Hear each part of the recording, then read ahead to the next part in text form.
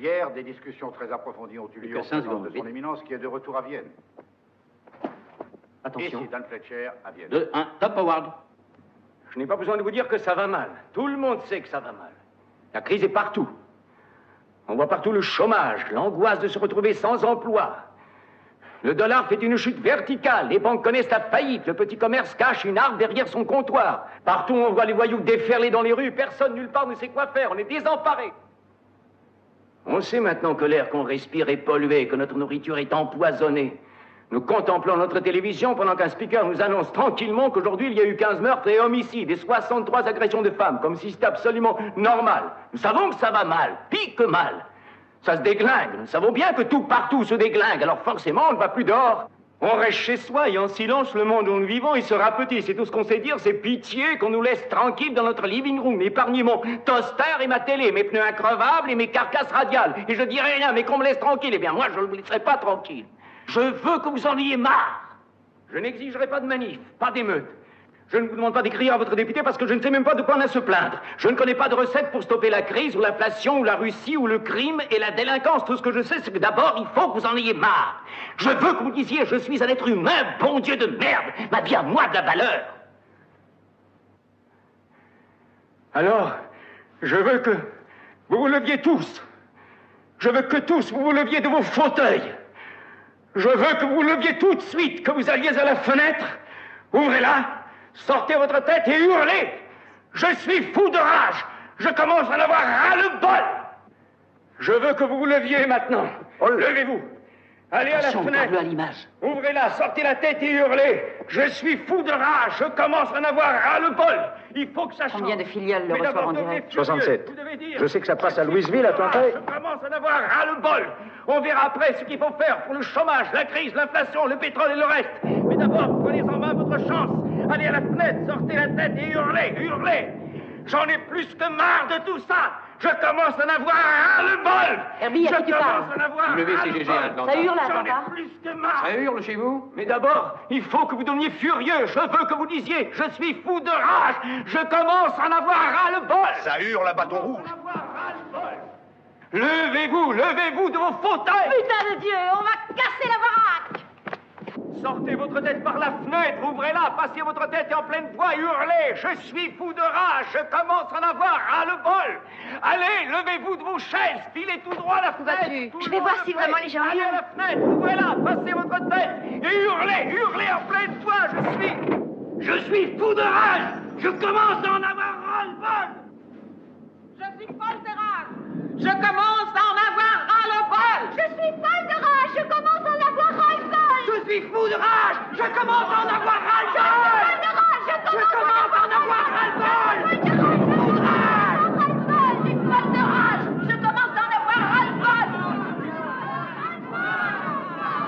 Je suis fou de rage, je commence à en avoir ras-le-bol. Je suis fou de rage, je commence à en avoir ras-le-bol. Je commence à en avoir ras-le-bol. Fou de rage.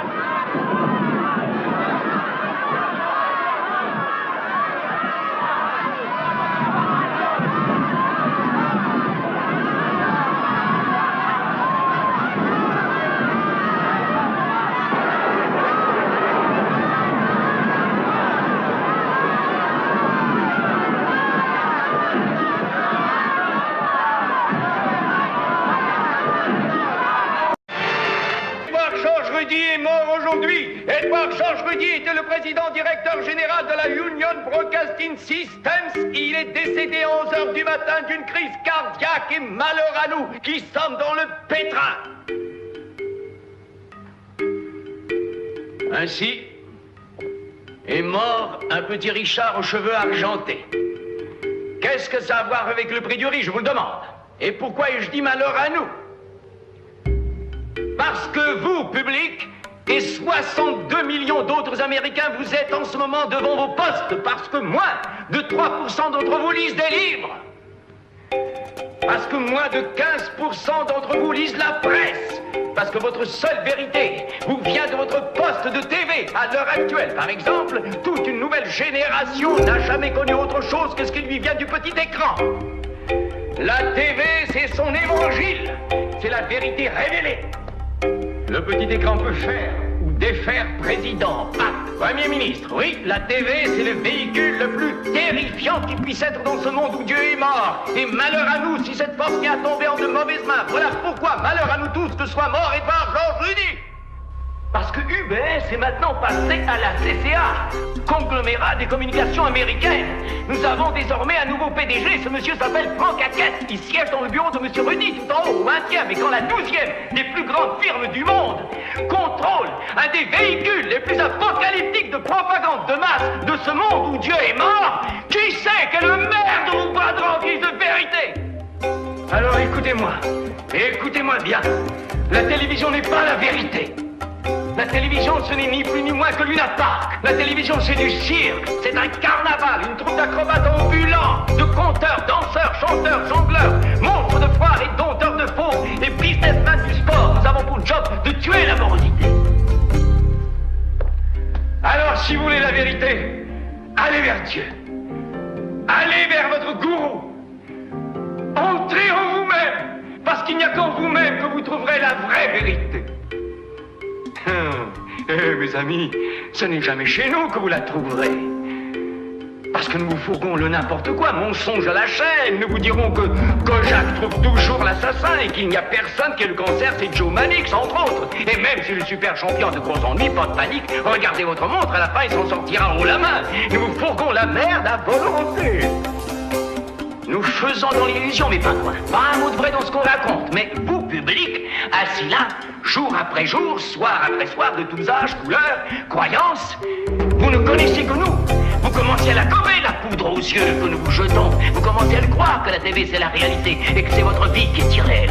Vous suivez aveuglément la télévision. Vous vous habillez télé, vous mangez télé, vous élevez vos enfants télé et vous pensez même télé. Et c'est une démence de masse. Vous êtes manipulés par le saint nom de Dieu. C'est vous le public qui êtes la réalité. Nous, on est une illusion.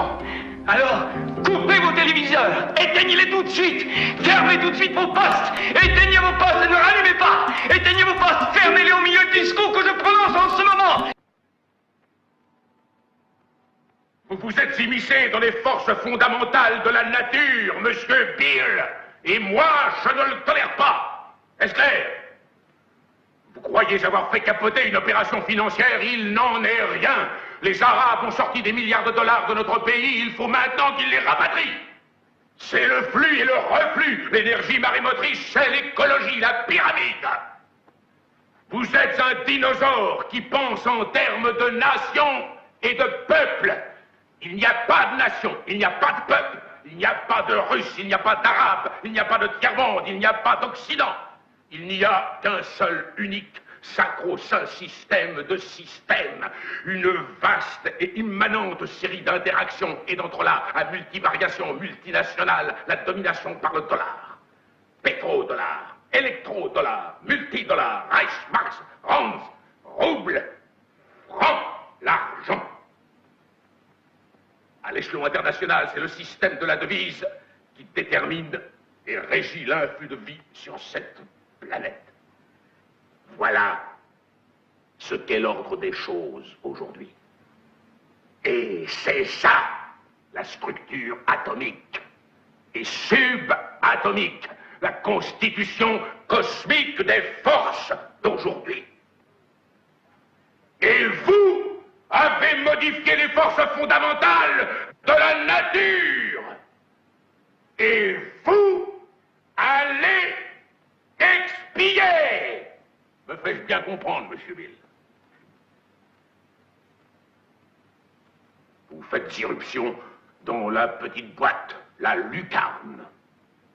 Vous hurlez et pleurez sur l'Amérique et la démocratie. Il n'y a pas d'Amérique. Il n'y a pas de démocratie. Il y a seulement IBM et ITT et AT&T et Dupont, Dow, Union Carbide et Exxon. Ce sont les nations du monde d'aujourd'hui. De quoi croyez-vous que parlent les Russes en Conseil d'État? De Karl Marx? Ils alignent leurs graphiques de programmation, leurs décisions statistiques, leurs mini-maxi-fourchettes, leur rentabilité par probabilité et leurs calculs de rapport d'investissement. Ils font comme nous. Nous ne vivons plus dans un monde de nations et d'idéologies, monsieur Bill. Le monde est un 5 collèges de corporation, inexorablement déterminés par les immuables ukases des affaires. Le monde est une affaire, monsieur Bill. Il l'est depuis que l'homme a rampé hors du limon originel. Et nos petits-enfants vont vivre, monsieur Bill. Vivre et voir ce monde parfait où il n'y aura ni guerre, ni famine, oppression ou brutalité. Ce sera un vaste holding œcuménique où chaque homme travaillera au service du profit commun.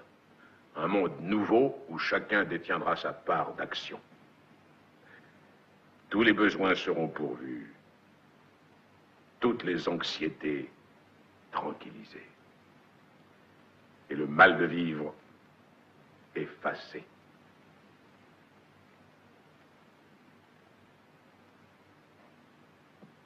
Et je vous choisis, vous, monsieur Bill, pour prêcher cet évangile. Pourquoi moi? Parce que tu passes à la télévision, du schmoll.